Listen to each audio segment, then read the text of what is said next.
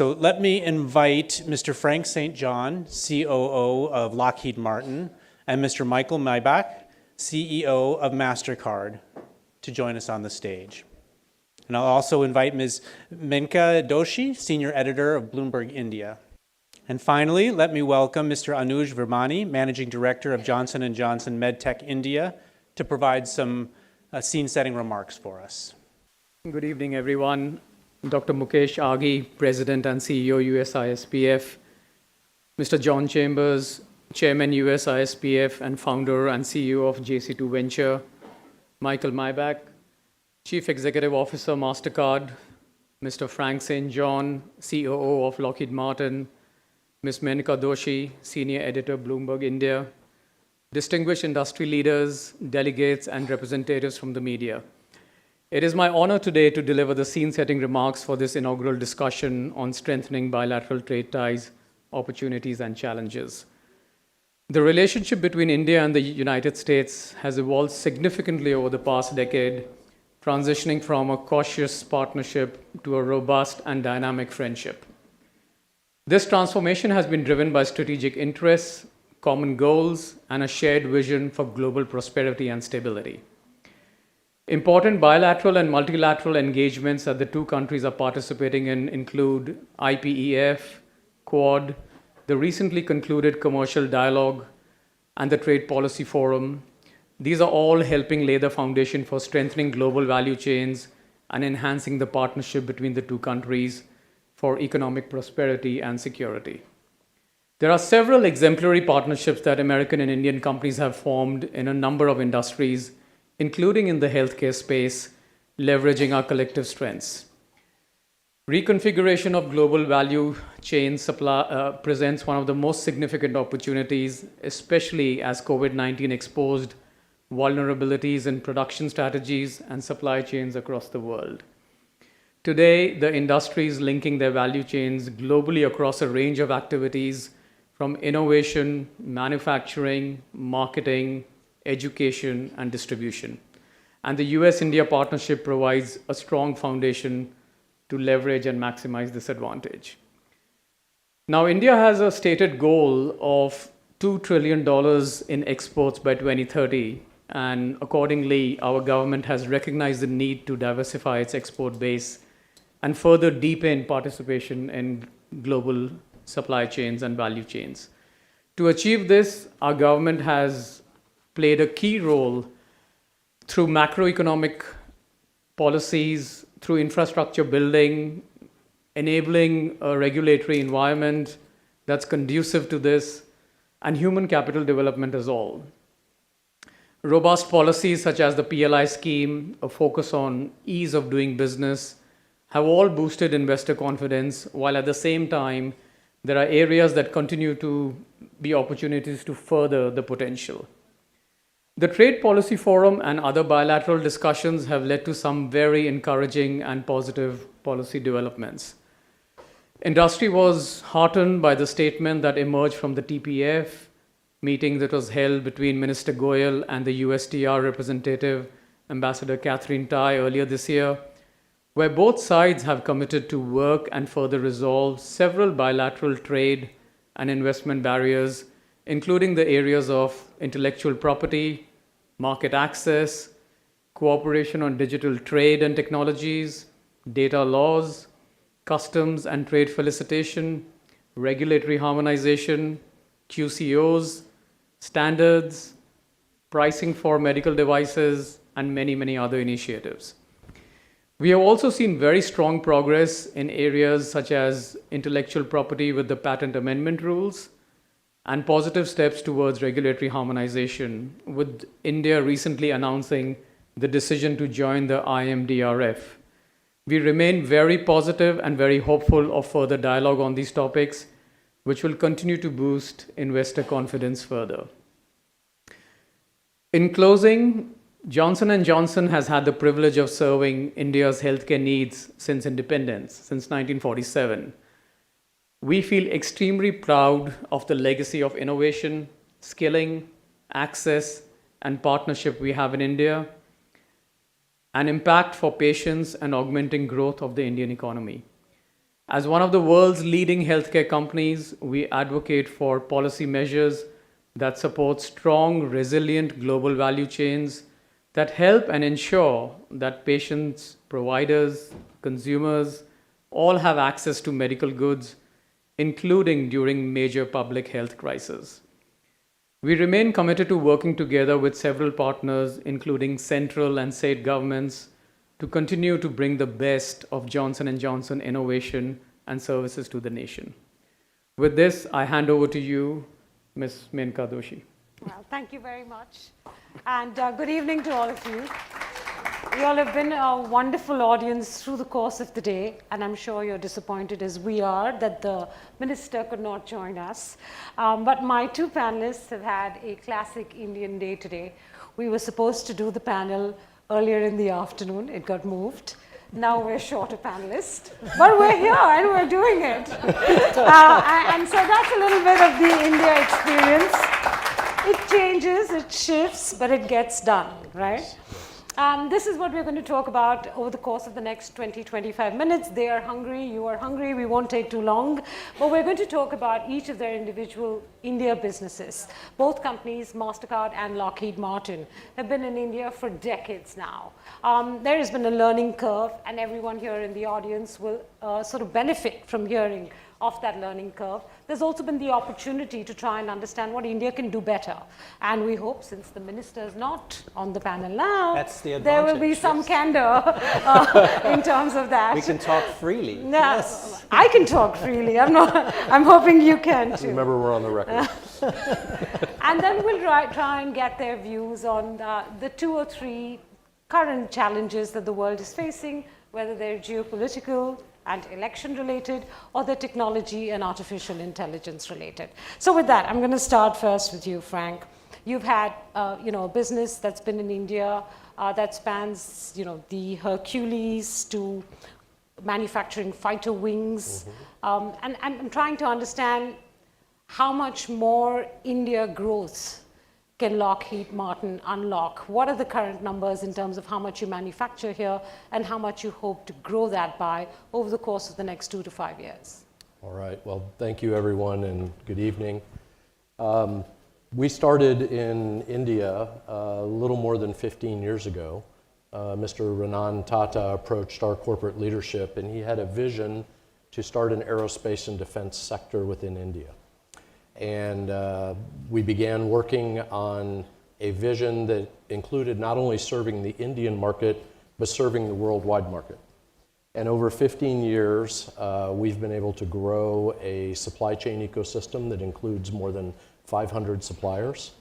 We've been able to introduce those suppliers to the rest of our tier 1 supply chain globally. So now 70 to 80 of those suppliers are now part of the global supply chain for not only Lockheed Martin, but other companies like Northrop Grumman and Honeywell and so forth. And we've had significant success over the years delivering sole source for the C-130 empennage, now building 9G aircraft fighter wings, delivering cabins for S-92 helicopters. And we're just very proud of the progress we've made. But while we're very pleased with that, we're not anywhere near satisfied because we know there's so much more we can do. We're now looking to take the next step and start delivering platforms out of India.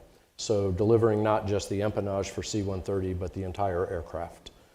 Delivering not just wings of fighter aircraft, but the entire aircraft. And also starting to work with our partners at Raytheon in being able to deliver munitions organically produced here in India. We think that that is going to probably increase our revenue and our export out of India by an order of magnitude. And we think that that's possible over the next 3 to 5 years. We see a significant expansion in the employment. We're very proud of what we've been able to do with women employed in our facilities. We're going to continue to increase that. And so we're just very much looking forward to continuing the growth that we've had and as I said, order of magnitude more in years to come. Can you put a number to that? Well, we've had 700 million of exports so far. So in 15 years? Over the 15 years, Over the yeah. 15 years, so we think yeah. there'll be significantly more. Would you put a number to that? An order of magnitude. Okay. It's hard to say. It's hard to put a specific number Look, on I'm it. just earning my dinner. I know. It's very good. All right. What is standing between you and the manufacture of entire platforms and munitions? What do you expect will be the challenges on that path? Well, I think the challenges that we're facing right now are working through the details of how we do the indigenous content, what things we get credit for as wholly owned subsidiaries and joint ventures. Sometimes those entities are treated differently than Indian companies, so we want to make sure that we're on an equal footing with Indian companies in consideration of those things. We're also working through the different policy aspects of the acquisitions. Bill alluded to earlier the complications associated with some of the data transfer that has to move from government to government to make these things happen. These are all things that we know how to do, and the governments are committed to making these things happen, so we're confident it's going to occur. It's just a question of how long it will take to make it happen. I want to come back to questions about building out that supply chain, the challenges you face there, but also actively get your views on some of the orders that are currently underway and where you see Lockheed Martin standing in that. But before that, let me go to Michael and get some thoughts. India has been, this fantastically growing payments market, financial services market.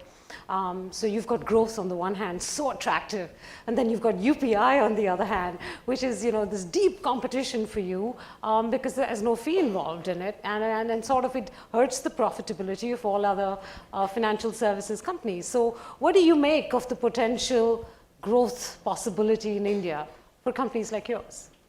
So there's tremendous potential here, and instead of talking about the journey, I want to talk about tomorrow. So tomorrow, I'm going to open Mastercard's largest facility in the world in Pune. We're going to have about 8,000 people. And the reason we do that is because there is tremendous potential in the digital economy in India. Okay. So I think that underlines that very clearly. Now, we've been in the country for 40 years.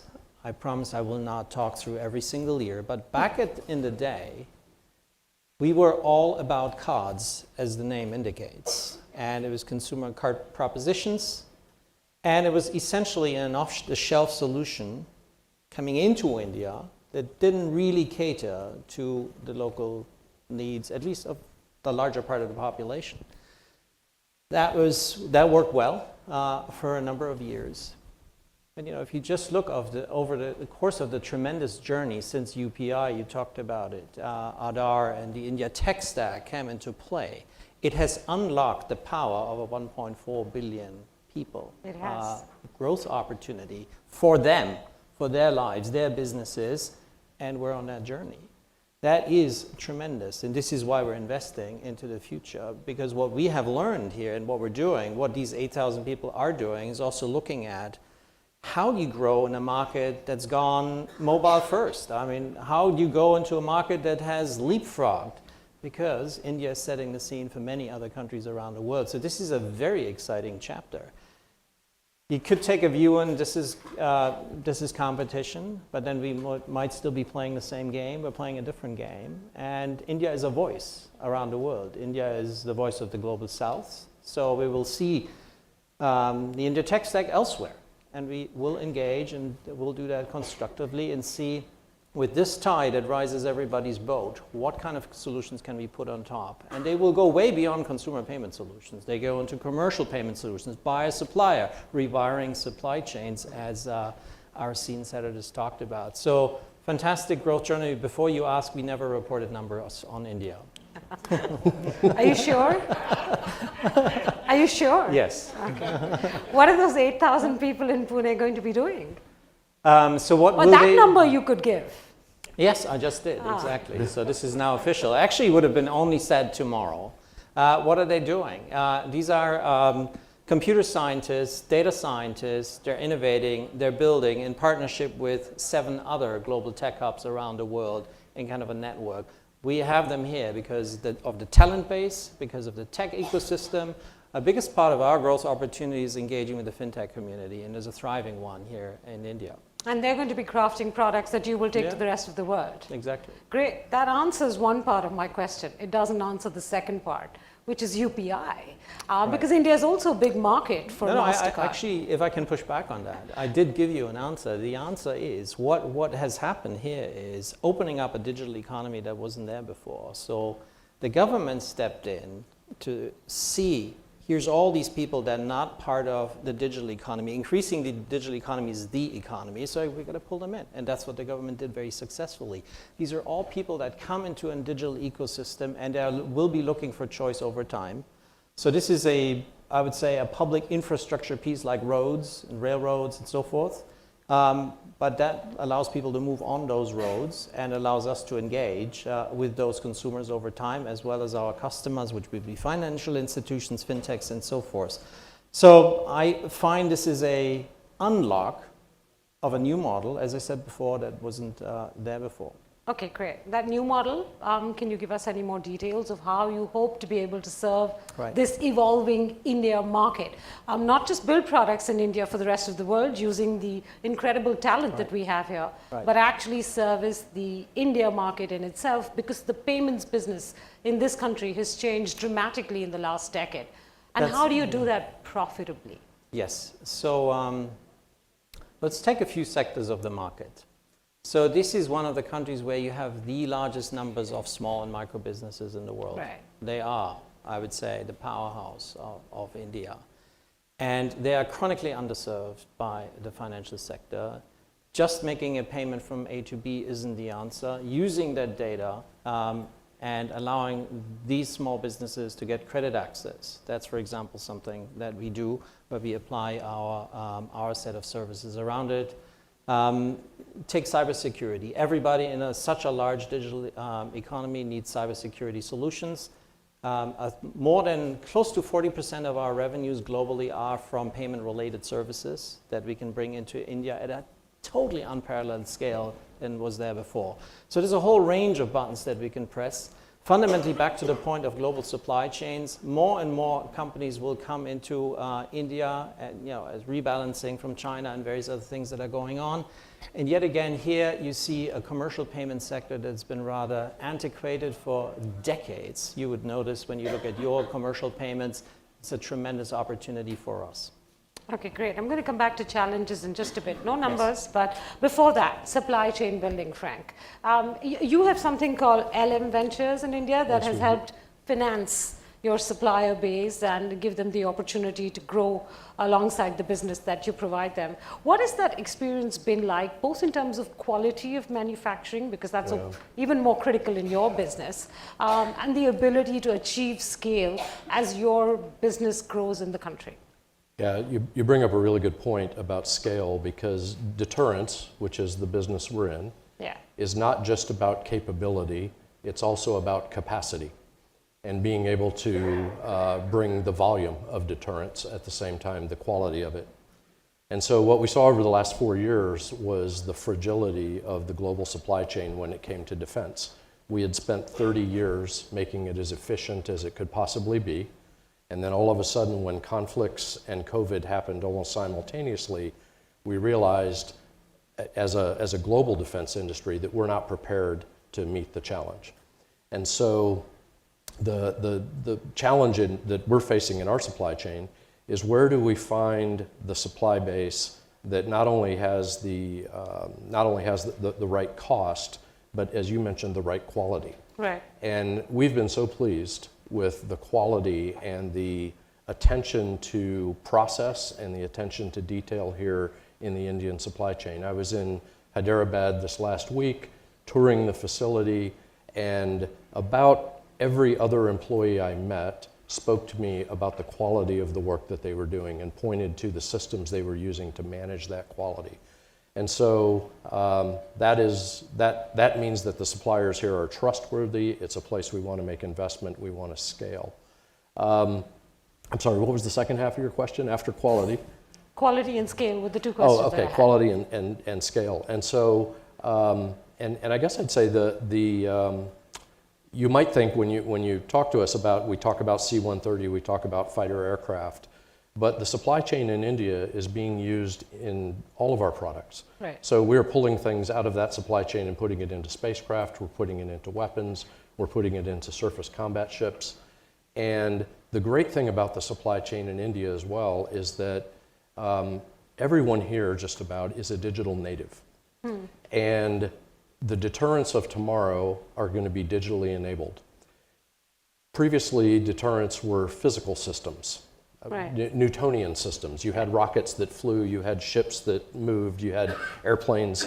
Now, the power of the data that we can share across those platforms is starting to create new capability for our customers. And in order to do that, you need a workforce and you need an engineering team that is comfortable with digital tools, comfortable with using artificial intelligence. I'll give you a good example. We recently had a situation in the Red Sea where naval ships were unable to see the small drones that were providing intelligence data on where the fleet was. And so we took the data from the radar systems back and ran it through an AI machine that developed new software for the radar. And then we loaded that new software over Starlink terminals to the ships while they're at sea.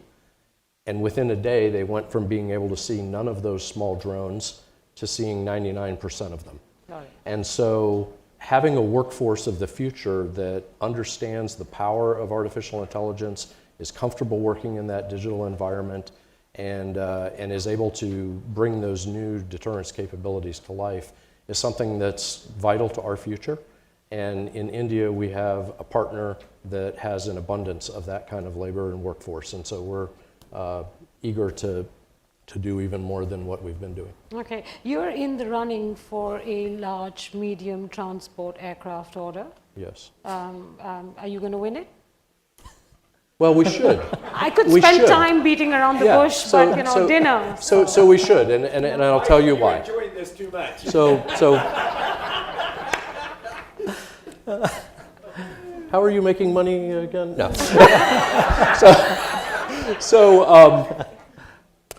We should win it, and I'll tell you why. Because the C-130 aircraft has been in service here in India for many years, and it performs fabulously. It performs fabulously at the high altitudes that are required up on the border. There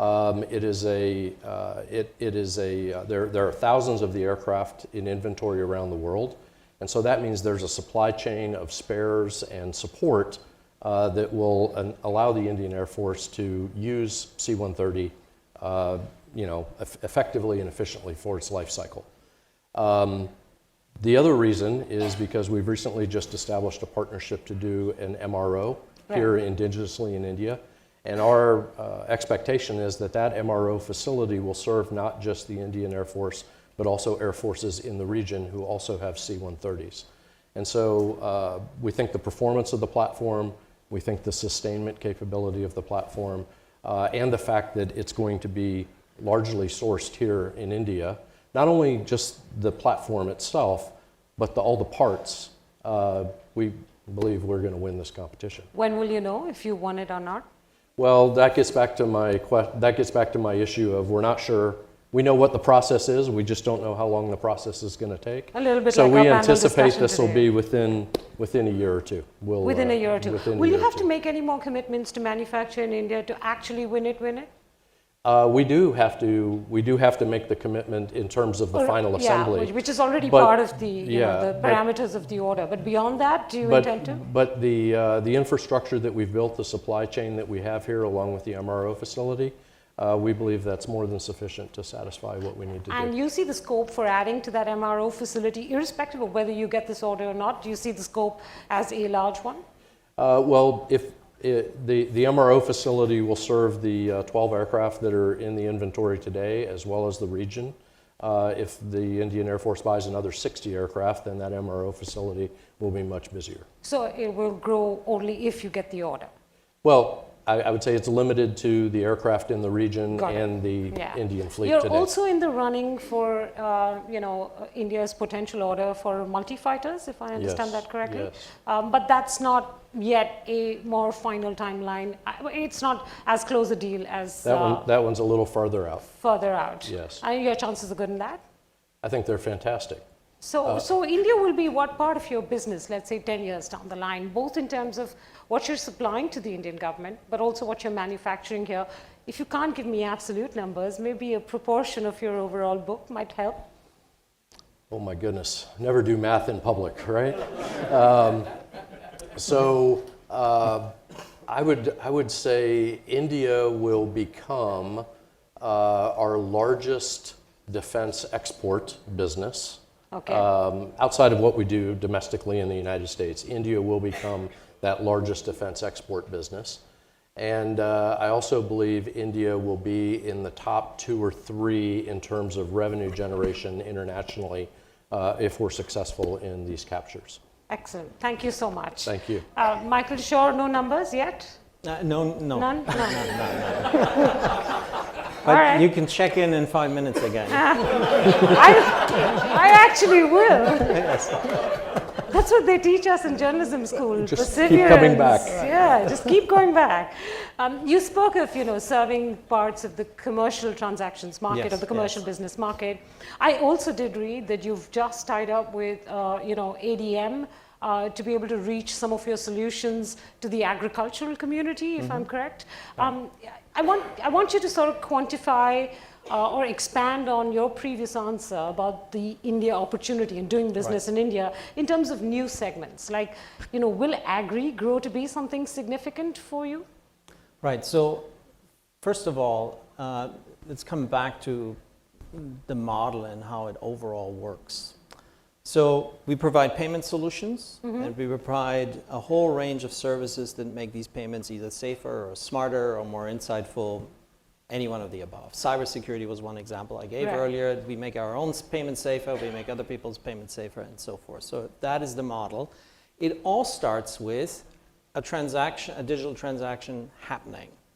So with a significantly enlarged and rapidly growing digital economy, you have an underlying secular trend, which is a big part for our industry, very unique, where India has a massive secular trend to produce more digital transactions, different business models. Your fintech ecosystem produces a whole different set of transactions that even didn't take place before. So earlier we had somebody on stage who was talking about micropayments in the gaming world. That's a big growth opportunity. Think about all the delivery services that exist. That might have been a cash payment at some point in time, but now it's multiple payments where somebody pays a restaurant, they pay again somebody else, an aggregator, a website, and so forth. So for the longest time, India is going to be a huge opportunity as a function of its scale. You talked about scale earlier, Frank. So that's a starting point. So if that's good, then we have to have solutions that make people decide to use our solutions within that. So for commercial, for delivery services, for the farming community. Is farming going to be huge? I don't know yet. But it matters for India. So what we decided to do is, yes, a farmer needs to buy seed, and a farmer needs to sell their produce. Okay, these are two payment flows. What is the problem that isn't yet fully solved? The issue for the farmer is price transparency. Where do I get the best price for my product? Right. The issue is also there's potentially a whole set of middlemen that obfuscate what the price is. If you do all of this in cash, you will have no track record to go to your local bank and say, I need to buy enough seed for the next harvest. So I don't have data, I don't have price visibility of any of that. That's what the Mastercard solution does. It's not a credit card. So it's something entirely different, but it uses the same technology that we have. How many farmers are there in India? Got them, I don't know, lots. We've enabled 2 million already. Yeah, so on the platform we have 3 million actually. That's a number. But yes, and actually that's been said publicly. 3 million are on the platform already here in India. This platform is now put into East Africa as well. So Interesting. So we're everything doing you've the same learned from thing. India, So you're adapting. it's a sector that matters, and if it matters to India because we want to be a partner on the India journey, We said, okay, let's take a look and see how, with our technology, we can solve something. Go back into small business. We talked about that earlier. Actually, similar kind of opportunity, where you go and you take the data that a small business has, which is unstructured, and you turn it into a structured set of data that allows them to find customers more easily, to go online more easily. Once they are online, that they're actually safe through cyber solutions, et cetera, et cetera. Take the value chain of a small business. We put all of these solutions into kind of one box, like SME in a box kind of solution, and it levels the playing field. They can compete much easier against a startup that might have just been starting off as a very technical company or as a larger company. So I assume that retail payments and commercial payments or businesses, small businesses, are two of the largest parts of your India revenue model? So we've never really said that. I'm asking. Yeah, so I'm... Would let that me be a explain fair again. assumption? Let me explain again. I got the. I'm just asking if there are two important parts of your Yes. India revenue model. Okay, great. Yes, we are a payments technology company, and there's a range of services that come along with that. And this is really important to understand. It's about just under 40% of our revenue, and it's really important to note that if somebody else has another payment solution, we are ready to provide our cybersecurity solutions. We have a deep partnership with the Indian government on cybersecurity, for example. I understand. But the reason I was asking, though, is not to doubt the gamut of products that you have, but regulation in India has been interesting over the last few years when it comes to financial services and the payments industry. Earlier this year, you had the Reserve Bank of India, which is India's central bank, I think clamped down on certain services that you and Visa were providing when it comes to exactly what you were talking about, services to small businesses or commercial payments. More recently, we've had a new rule come into effect in India where if I was applying for a credit card, I could choose the card company of my choice. Decades of building relationships with banks to market, cards in India, whether it's Mastercard or Visa, were put to waste with that, with that move. So I'm curious as to how you quantify the regulatory risk in India. So earlier we had the secretary from the IT ministry on stage, sitting around about right where I'm sitting, and he said the following. He said, reform is a constant process. There's never an end to it, and that is so true. So in the Indian market, we have a set of evolving regulation. They come partly, there's lawmaking, partly it's the regulator, so all of this. There's new sectors emerging. We just talked about something where there is no regulation. Artificial intelligence, for example. So it's in flux. When you take the one last example that you just gave there, so you're providing consumers a choice. I think that's fundamentally a good thing. And consumers, in the end, make a decision on the basis of what solution do they like the best. This is the standard in many other markets around the world. So I find this, there is constant progression in the direction that India wants to go. The good thing that I find is you have a government. If Minister Goyal would be sitting, he would probably sit in the middle. If he were here, one thing I would say about him, so I'm part of the US-India CEO Forum. Obviously, here the work that the USISPF is doing, you have a government that's listening, that's reaching out to the private sector and say, tell us what works and what doesn't work. At the last US-India CEO Forum, the last session was, okay, where are the actions? What are we going to do? And that's taken away, and that finds its way into lawmaking, into a government approach, and we take a lot of comfort from that, which is why I'm opening this big facility here tomorrow. So you're good with the regulatory environment?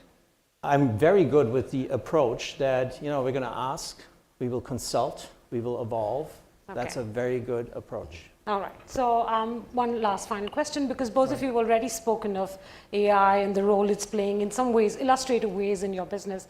So the last question is the known unknown that we're all facing today, and this US-India relationship is facing as well, which is the US election. I'm not going to ask you who's going to win, but I do have to ask you, will this relationship progress at the same speed that it has or faster, irrespective of who wins? Or do you think comments, from the candidates, for instance, President Trump saying, India is abusing tariffs in response to the high customs duties we have in India, will that impact this relationship significantly? Frank. So I will say that in our business, we think that the need for deterrence is going to continue and be a constant regardless of who's in the administration in the US. And we think that the partnership with India, the counterbalance to China in the region, the strength of the supply chain, all of those things are going to be constants on a go-forward basis. Okay. And so I'm confident that, that the momentum that we have is going to continue regardless of the outcome. Okay. Can you tell us who you're backing? Well, lots of American CEOs have come out and made public their preferences. No, I mean, Elon Musk is on Twitter all the time, on X all the time, talking about who he prefers. I don't have an X account.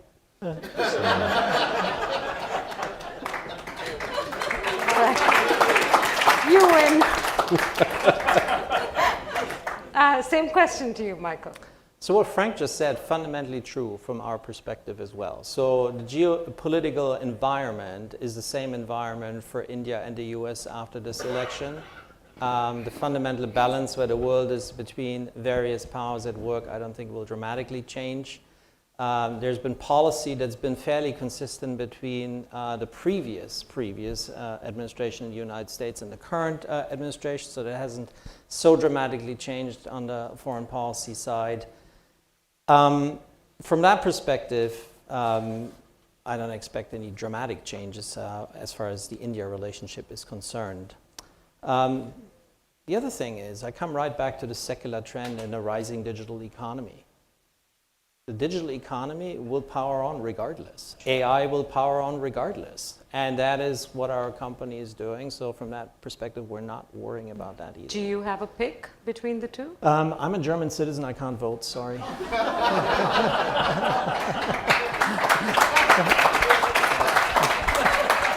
If I didn't know better, I'd have said he rigged that. Well, thank you for being a fabulously attentive audience, but most thanks to both my panelists for waiting out the day and for a great conversation. Thank you so much. Thank you.